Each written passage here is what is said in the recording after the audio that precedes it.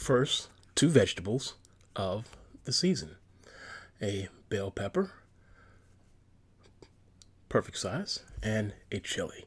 I may have pulled the chili a little bit too early, but it's still nice because I think it may have supposed to turn red. I'm not sure. Doesn't matter. But these are the first two vegetables so far from the garden. And listen to it. Yeah, that sounds nice. What about this guy over here? That sounds nice. I can kick back and relax a little bit.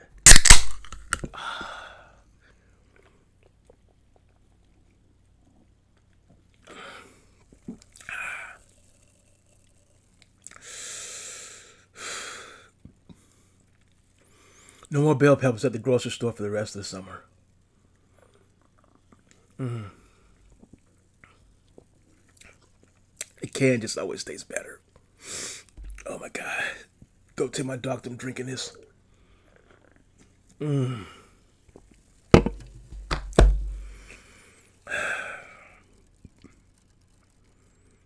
Still waiting on the eggplant.